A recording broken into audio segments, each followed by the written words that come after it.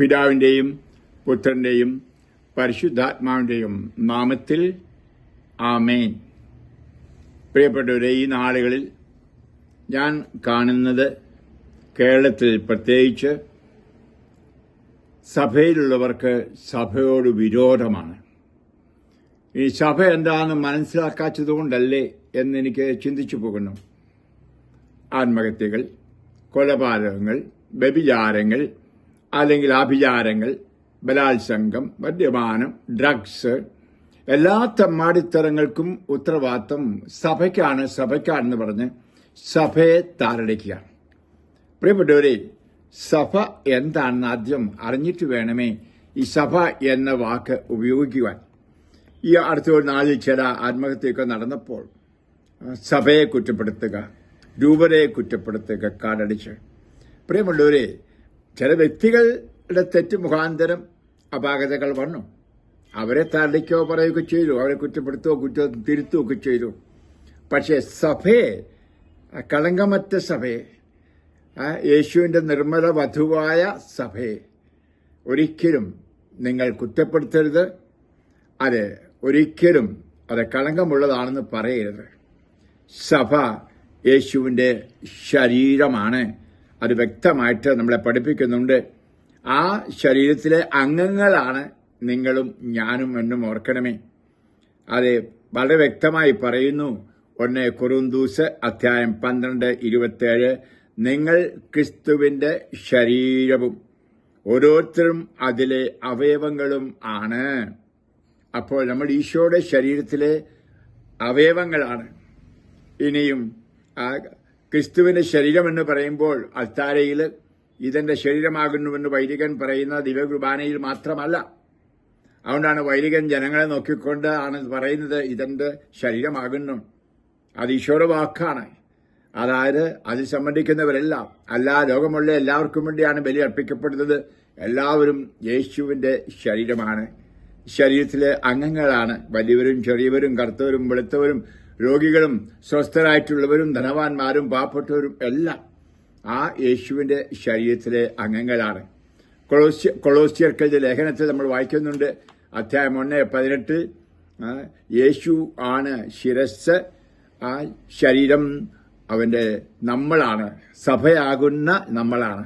അപ്പോൾ സഭ എന്ന് പറയുന്നത് നാമാണ്. പലപ്പോഴും ഇപ്പോഴും മനുഷ്യ കളയുന്ന സഭയെന്ന് പറഞ്ഞാൽ മെത്രാനാണ്, അച്ഛനാണെന്ന്. അതൊന്നും മാറ്റി കളഞ്ഞ മക്കളെ, നമ്മളാണ് സഭ എന്ന് പറഞ്ഞാൽ യേശുക്രിസ്തുവിൽ വിശ്വസിച്ച് ജ്ഞാനസ്നാനം സ്വീകരിക്കുന്നവർ അവിടുത്തെ ശരീരത്തോട് കൂട്ടി യോജിപ്പിക്കപ്പെടുകയാണ്. ഹല്ലേലൂയ! അത് മനസ്സിലാക്കിയിരിക്കണം. അതാണ് സഭ എന്ന് പറയുന്നത്. ഇനിയും സഭയിൽ ഭിന്നിപ്പുണ്ടാകാതെ അവയവങ്ങൾ പരസ്പരം തുല്യ ശ്രദ്ധയോടെ വർത്തിക്കുന്നതിനാണ് ഈ സഭ നിലകൊള്ളുന്നത്. ഒരവയവം വേദനിക്കുമ്പോൾ എല്ലാ അവയവങ്ങളും വേദനിക്കുന്നു. ഒരവയവം പ്രശംസിക്കപ്പെടുമ്പോൾ എല്ലാ അവയവങ്ങളും സന്തോഷിക്കുന്നു. അതും അതേ അധ്യായത്തിൽ 12-ാം അധ്യായത്തിൽ 25-ഉം 26-ലും പൗലോസ് പറയുന്നതാണ്. പ്രിയപ്പെട്ടവർ, ഇവിടെ നമ്മുടെ സമൂഹത്തിലെ ഒരു വിഷയങ്ങൾ വളരെയധികം തിന്മകൾ സംഭവിക്കുന്ന ഒരു കാലഘട്ടം. നമുക്കറിയാം, ഡ്രഗിന്റെ പ്രശ്നം, അല്ലെങ്കിൽ കള്ളിന്റെ പ്രശ്നം, അതുപോലെ മനുഷ്യൻ നിരാശയിൽ സങ്കടപ്പെട്ട് കഴിഞ്ഞ ആത്മഹത്യയിൽ, കൊലപാതകത്തിലൊക്കെ ചൊല്ലുന്നു, കുടുംബത്തിന് തകർച്ചകൾ, ഡിവോഴ്സസ്, ഇതെല്ലാം സംഭവിക്കുന്ന ഒത്തിരി തിന്മയുണ്ട് നമുക്ക്. അതിനെ നമുക്കൊന്നിച്ച് മാറ്റണം. അതിനുവേണ്ടിയുള്ള തീരുമാനങ്ങളും ചിന്തകളും അതിനുള്ള പദ്ധതികളും നമ്മൾ ആവിഷ്കരിക്കുകയാണ് വേണ്ടത്. സഭയാണ് അതിന് ഉത്തരവാദി എന്ന് പറഞ്ഞുകൊണ്ട് കുറ്റപ്പെടുത്തുന്നത് ശരിയല്ല. ഒരു സഭയിലെ ചില വൈദികരോ അല്ലെങ്കിൽ മെത്രാന്മാരോ വേണ്ട പോലെ പരിഗണനകൾ കൊടുത്തില്ല, അല്ലെങ്കിൽ ആശുപത്രികള് അല്ലെങ്കിൽ സ്കൂള് വേണ്ട പരിഗണന കൊടുത്തില്ല. സത്യം, ഞാൻ ഒരു വീഡിയോയിൽ ക്ഷമ ചോദിച്ചുവല്ലോ. ക്ഷമിക്കൂ അവരോടൊക്കെ. ഞങ്ങളോട് ക്ഷമിക്കൂ. പക്ഷെ ഞങ്ങളല്ല സഭ നിങ്ങളാണ്. അത് വത്തിക്കാൻ സുനോലോസ് വ്യക്തമായിട്ട് പറഞ്ഞുകൊണ്ട് തിരുസഭ ദൈവജനമാണ് എന്ന്. ആ ദൈവജനത്തെ വിശുദ്ധീകരിക്കാൻ സഹായിക്കാനായിട്ട് പട്ടമറ്റവരാണ് ഞങ്ങൾ. ഞങ്ങളുടെ പട്ടം ശുശ്രൂഷ പട്ടം. നിങ്ങളുടെ വേലക്കാരാണ് ഞങ്ങൾ. വേലക്കാർക്ക് കുറ്റം വന്ന് കാണും. ആ വേലക്കാരെ ശാസിച്ചോ, അടിച്ചോ, വേണേ ശമ്പളം കൊടുക്കാതിരുന്നോ, വേണേ പുറത്ത് വിട്ടോ, കുഴപ്പമില്ല. ഹല്ലേലൂയ! പക്ഷെ ഒരിക്കലും നിങ്ങൾ വീട് ചുട്ടുകളയരുത്, വീട്ടിൽ നിറങ്ങിപ്പോവുകയും ചെയ്യരുത്. നിങ്ങളുടെ വീടാണ് സഭ. ഹല്ലേലൂയ! അത് ഈശോയുടെ ശരീരമാണ്.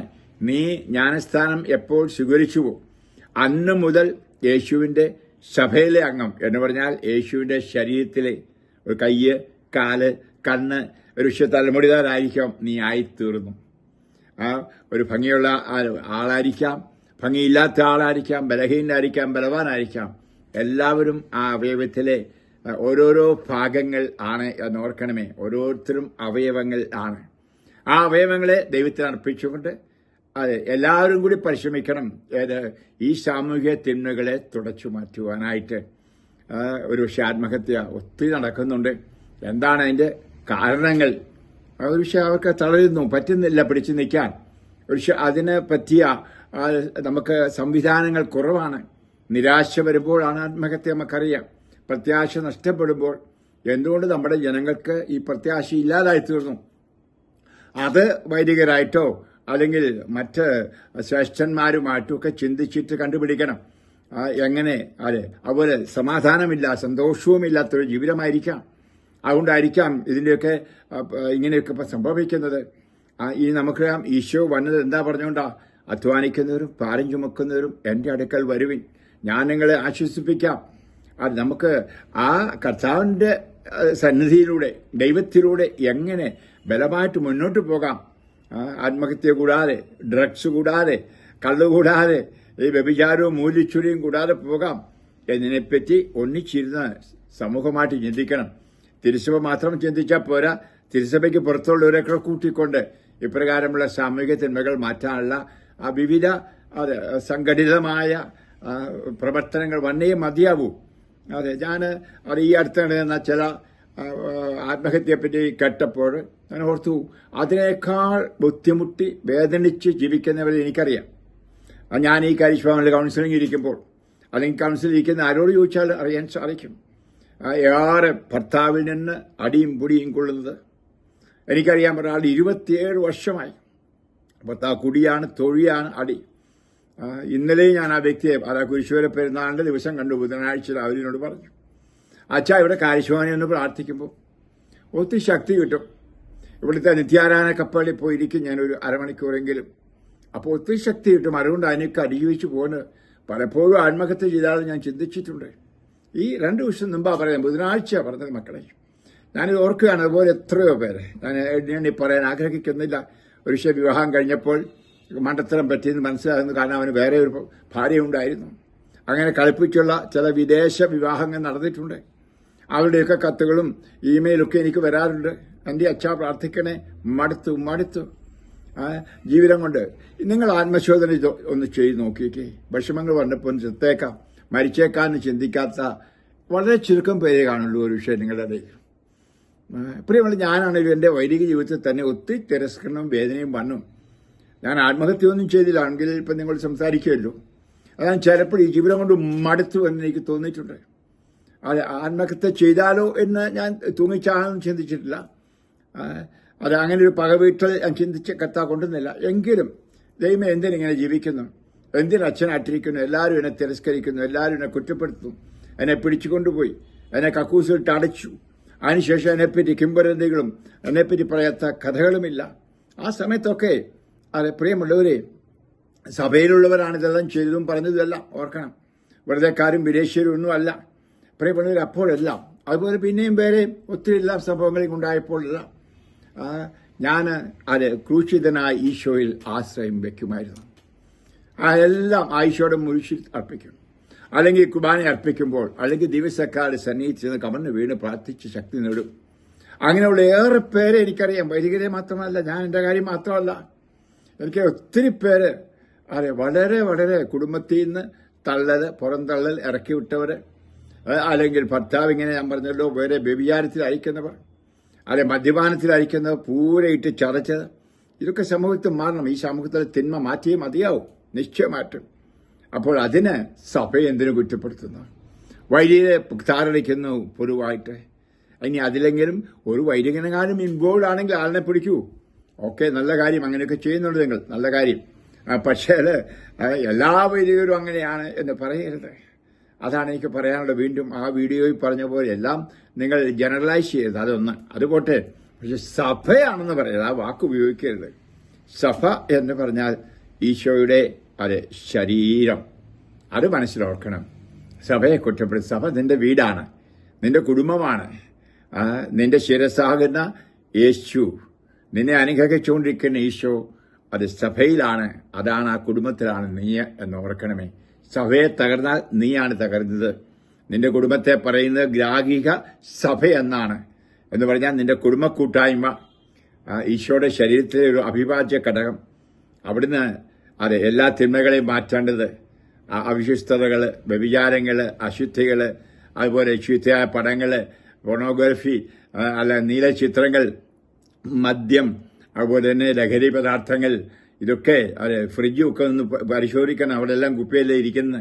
അപ്പം അങ്ങനെയൊക്കെ ഒരു ശുദ്ധീകരണം നടത്തി നമുക്ക് ഈ അവസരത്തിൽ കുടുംബത്തിൽ സമാധാനത്തിൽ കഴിയാനുള്ള പരിശ്രമം നടത്തണം. അതിനുവേണ്ടി സാമൂഹ്യ പ്രവർത്തകരും രാഷ്ട്രീയ പാർട്ടിക്കാരും, അവരെ കിട്ടുവാർക്കറിയാം, ഇല്ലെങ്കിൽ വൈദിക മെലസഷ്യന്മാരും മറ്റ് ഇതര സമുദായത്തിൽപ്പെട്ടവരാണെങ്കിൽ അവരുടെ ആചാര്യന്മാരും ശ്രമിക്കുക. അവർ സമൂഹത്തിൽ തലയെടുപ്പുള്ള ധാരാളം പേരുണ്ടല്ലോ. അത് പണ്ട് കാലത്തെ ഗ്രാമീണരുടെ തലവന്മാരെ പോലെ പഞ്ചായത്തായിരിക്കാം. നമുക്ക് ഒന്നിച്ചേർന്ന് അങ്ങനെയുള്ള കാര്യങ്ങളൊക്കെ ചെയ്യാം. സഭയെ കുറ്റപ്പെടുത്തൽ നിർത്തണമേ എന്നാണ് എനിക്ക് പറയുന്നത്. അത് നിശ്ചയമായിട്ടും യേശുവിന്റെ ഹൃദയത്തെ ഏറെ വേദനിപ്പിക്കും. യേശു എപ്പോഴും തന്റെ പക്കലേക്ക് മാടി വിളിക്കുകയാണ്, സമാധാനം തരാൻ, സന്തോഷം തരുവാൻ, ഏത് സാഹചര്യത്തിലും സന്തോഷപൂർവ്വം മുന്നോട്ട് പോകുവാനായിട്ടുള്ള കൃപയ്ക്കായിട്ട് ഈശോ കാത്തിരിക്കാൻ നമ്മൾ ഓരോരുത്തരെയും.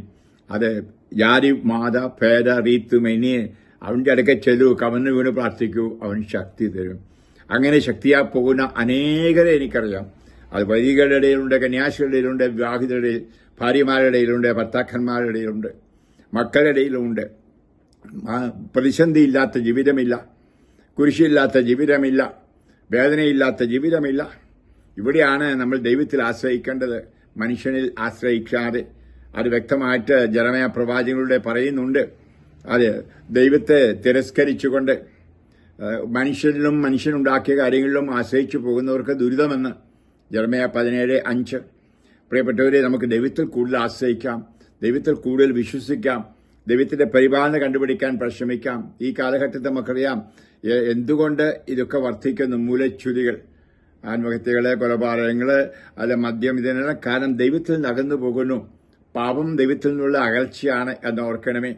പാപം ചെയ്യുന്നവൻ ദൈവത്തിൽ നിന്ന് അകന്നകന്നു പോകുന്നു. ഇനി ദൈവത്തെ വേണ്ടാത്തൊരു കാലഘട്ടമായി മാറിയിരിക്കുന്നു. എന്നോട് ചെറുപ്പക്കാരൻ ഏതാനും മാസങ്ങൾക്ക് മുമ്പ് പറഞ്ഞ പോലെ, അച്ഛാ, ദൈവം ഒരു ആഡംബര വസ്തു, പള്ളിയിൽ പോകാനായിട്ട്, കുർബാന കാണാനായിട്ട്, പള്ളി വെച്ച് കൊണ്ടല്ല, വീട്ടിൽ വെച്ച് കൊണ്ടല്ല. അല്ലാതെ എന്താണ് ഇന്ന് ആവശ്യം? ഗൂഗിള്, അതുപോലെ തന്നെ കമ്പ്യൂട്ടർ അല്ലെങ്കിൽ മൊബൈല്, ഇതൊക്കെയാണ് അത്യാവശ്യം. അതില്ല ജീവിക്കാൻ പറ്റുമോ അച്ഛാ? അച്ഛൻ ഒന്ന് ആലോചിച്ച് നോക്കേ, ഇലക്ട്രിസിറ്റി ഇല്ലാതെ വന്നാൽ എന്താ സ്ഥിതി? ഒരു മൊബൈൽ ഇല്ലാതെ വന്നത്തെ സ്ഥിതി എന്താ?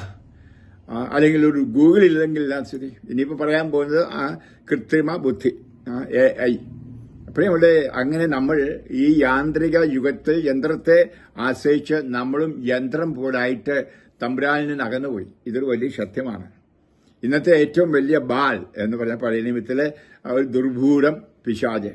അതുപോലെ ഇന്നത്തെ ബാൽ, ഇന്നത്തെ സാങ്കേതിക വിദ്യകൾ ആണെന്ന് പറയാതിരിക്കാൻ സാധ്യമല്ല. സാങ്കേതിക വിദ്യകൾ കണ്ടുപിടിക്കാൻ കർത്താവ് അനുവദിച്ചു നമ്മുടെ നന്മയ്ക്കായിട്ട്. പിന്നെ അതുതന്നെ നമുക്ക് നാശത്തിന് ഇപ്പൊ വന്നിരിക്കുന്നു. നമുക്കറിയാം, ആറ്റം സ്പ്ലിറ്റ് ചെയ്ത്, ആറ്റം വിഭജിക്കപ്പെട്ടത് ശാസ്ത്രത്തിന്റെ വലിയ വിജയം. അതല്ല ഇന്ന് ന്യൂക്ലിയർ ആയുധങ്ങൾ വരെ ഉണ്ടാക്കി ഈ ഭൂമുഖത്തെ മുഴുവൻ നശിപ്പിക്കത്തക്ക രീതിയിൽ നശീകരണ ശക്തിയുള്ള ബോംബുകൾ ഉണ്ടാക്കിയിരിക്കുന്നത്. അവര് കണ്ടുപിടുത്തങ്ങളെല്ലാം നല്ലതാണ്, ശാസ്ത്രീയ കണ്ടുപിടുത്തങ്ങൾ എല്ലാം നന്മയ്ക്ക്, ആ തിന്മയ്ക്കായിട്ട് ഉപയോഗിക്കുമ്പോഴാണ് അത് കുഴപ്പമുണ്ടാക്കുന്നത്. ഇന്ന് അത് തന്നെ മൊബൈൽ നല്ലതാണ്, ആളുകളുമായിട്ട് ബന്ധപ്പെടുവാൻ, നമുക്ക് വിജ്ഞാനവും അറിവും ലഭിക്കുവാൻ. പക്ഷെ ആ തിന്മയ്ക്കായിട്ട് ഉപയോഗിക്കുമ്പോൾ അതൊരു ബോംബാണ്, നമ്മളെ നശിപ്പിക്കുന്നു, മറ്റുള്ളവരെ നശിപ്പിക്കുന്നു. അതുപോലാണ് സാങ്കേതിക വിദ്യകൾ. ഓരോന്നും ഞാൻ എടുത്ത് പറയുന്നില്ല, വേറെ ഏതോ വീഡിയോയിൽ ഞാൻ പറഞ്ഞിട്ടുമുണ്ട്. നമുക്ക് അതുകൊണ്ട് സാങ്കേതിക വിദ്യയെ നമസ്കരിച്ച് ദൈവത്തിൽ നിന്ന് അകലാതിരിക്കാൻ ശ്രമിക്കാം. ദൈവത്തിൽ മാത്രം ആശ്രയിച്ച് ദൈവത്തിന്റെ ശക്തിയിൽ ആയിരിക്കട്ടെ. ഈ സാങ്കേതിക വിദ്യകളൊക്കെ വേണമെങ്കിൽ ഒരു നിമിഷം കൊണ്ട് പോകാം. ഒരു സ്റ്റാർ വാർ നിങ്ങൾ അതിനെപ്പറ്റി പടങ്ങൾ കണ്ടിട്ടുണ്ട്. അതൊരു പക്ഷേ സംഭവിച്ചെന്ന് വരാം. ഈ പറഞ്ഞ സാറ്റലൈറ്റ് എല്ലാം ഒരു പക്ഷേ അങ്ങ് താഴോട്ട് പോയെങ്കിൽ ഒരു സ്റ്റാർ വാർ വന്നാൽ അതൊക്കെ സംഭവിക്കും. ഇതെല്ലാം തകരും. ഒരു പക്ഷേ കറണ്ട് പോലും കാണില്ല. അങ്ങനെ പഴയ കാലത്തേക്ക് ഒരു പക്ഷെങ്കിൽ മനുഷ്യൻ പോയെന്നും വരാം. ഇന്നത്തെ സ്ഫോടകാത്മകമായ നിമിഷത്തിൽ ഇതൊക്കെ ചിന്തിക്കണം. നമുക്കറിയാം, പഴയ കാലത്ത് ഇതൊന്നും ഇല്ലാത്ത നമ്മുടെ കാരണവന്മാർ ദൈവത്തിൽ ആശ്രയിച്ച് എന്തെല്ലാം ബുദ്ധിമുട്ടുണ്ടായപ്പോൾ നമ്മുടെ ഒരു 3-4 തലമുറയ്ക്ക് മുമ്പായിട്ട് നോക്കിക്കേ. അതായത് ഭാര്യയും ഭർത്താവും ഒരു തരത്തിലും യോജിക്കുകയായിരുന്നു. 5-8 മക്കളും, അന്നൊക്കെ 10-12 മക്കളും. അപ്പോൾ അവര് ഒരു പക്ഷെങ്കിൽ എന്നും അടിയും പിടിയും കള്ളും കുടിക്കുമായിരുന്നു, ദേഹോദരവും കൊടുക്കുമായിരുന്നു. അന്ന് അവരാരും ചിന്തിക്കായിരുന്നു ഡിവോഴ്സിനെ പറ്റി പോലും. അവരാരും ചിന്തിക്കുകയായിരുന്നു ഒരു അബോർഷൻ, ഭ്രൂണഹത്യയെപ്പറ്റി പോലും. അവരാരും ഓർക്കുകയായിരുന്നു ഭാര്യയ്ക്കെതിരെ ഭർത്താവിനെതിരെ കോടതിയിൽ പോകുന്നതിനെ പറ്റി. അന്നും കോടതി ഉണ്ടായിരുന്നു, ആരും പോവില്ല. ഭർത്താവിനെ സ്നേഹിച്ചിരുന്നു, ഭാര്യയും ഇതെല്ലാം പുറമേ സ്നേഹിച്ചു. അതിന് കാരണമെന്ത്? അവർ വീടുകളിൽ പ്രാർത്ഥിക്കുമായിരുന്നു, ദൈവത്തോട് പ്രാർത്ഥിച്ചടുത്ത് ശക്തി നേടിയിരുന്നു. ഇന്ന് അതാണ് പോയിരിക്കുന്നത്. വിശ്വാസമുണ്ട്, ദൈവസ്നേഹമുണ്ട് എന്നൊക്കെ നമ്മൾ പറഞ്ഞാലും, പെരുന്നാളും ആർഭാടങ്ങളൊക്കെ ഉണ്ട്, പള്ളികളും അമ്പലങ്ങളും ഉണ്ടെന്ന് പറഞ്ഞാലും ദൈവത്തിൽ ആശ്രയിച്ച് ദൈവത്തിന്റെ ശക്തിയാൽ നയിക്കപ്പെടുന്നവർ ചുരുക്കം. അതുകൊണ്ട് നമുക്ക് ആ ദൈവശക്തിയിലേക്ക്, ദൈവത്തിന്റെ കൃപയാൽ നടന്ന ജീവിതത്തിലേക്ക് തിരിഞ്ഞു വരാനുള്ള പരിശ്രമങ്ങൾ നടക്കട്ടെ. ഞാനത് ആശംസിക്കുന്നു. വ്യക്തികൾക്കും കുടുംബങ്ങൾക്കും സമൂഹത്തിനും രാജ്യത്തിനും. കർത്താവ് ഈശോയെ, ഈ ചെറു വീഡിയോ കേട്ട ഇവരോരോരുത്തരെയും ആശീർവദിക്കണമേ, അനുഗ്രഹിക്കണമെന്ന് പ്രാർത്ഥിക്കുന്നു. പരിശുദ്ധാത്മാവിന്റെ ഇവരെ നിറയ്ക്കണമേ. കാരണമുള്ള കർത്താവ്, ഞാൻ ഈ പറഞ്ഞതിനെ പറ്റി ചിന്തിക്കുവാൻ, ഒരു ആദ്യമായിട്ട് എന്നെ വിമർശിക്കുവാനായിരിക്കും മനസ്സിൽ ചിന്ത വരുന്നത്. വിമർശിച്ചോട്ടെ, കുഴപ്പമില്ല. എനിക്ക് ഏറെ വിമർശനങ്ങൾ കേട്ടാലും അതിനെപ്പറ്റി ഞാൻ പ്രതികരിക്കില്ല.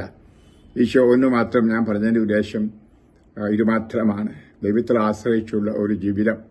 ഏതെല്ലാം പ്രതിസന്ധി വന്നാലും ഒരിക്കലും റെയിൽവേ ട്രാക്കിൽ പോയി മരിക്കാനോ, വിഷം കുടിച്ചു മരിക്കാനോ, തൂങ്ങി മരിക്കാനോ, അല്ലെങ്കിൽ വ്യഭിചാരത്തിനോ, അശുദ്ധിക്കോ, ദുർവൃത്തിക്കോ, കൊലപാതകത്തിനോ, മദ്യപാനത്തിനോ, അല്ലെങ്കിൽ ലഹരികൾക്കും പിന്നാലെ പോകാനോ ഇടവരുത്തരുത്. വേണ്ടതെല്ലാം സന്തോഷം, സമാധാനം, ശക്തി ദൈവത്തിൽ കണ്ടുപിടിക്കുവാൻ, ക്രിസ്ത്യാനികൾ യേശുവിൽ കണ്ടുപിടിക്കാൻ ഇടയാക്കണമേ. ഈ വചനം കേട്ട ഇവരോരോരുത്തരെയും ഞാൻ ആശീർവദിക്കുന്നു, അനുഗ്രഹിക്കുന്നു. നിങ്ങളുടെ കുടുംബങ്ങളെയും ആശീർവദിക്കുന്നു. പിതാവിന്റെയും പുത്രന്റെയും പരിശുദ്ധാത്മാവിന്റെയും നാമത്തിൽ ആമേൻ. Praise the Lord. ഹല്ലേലൂയ.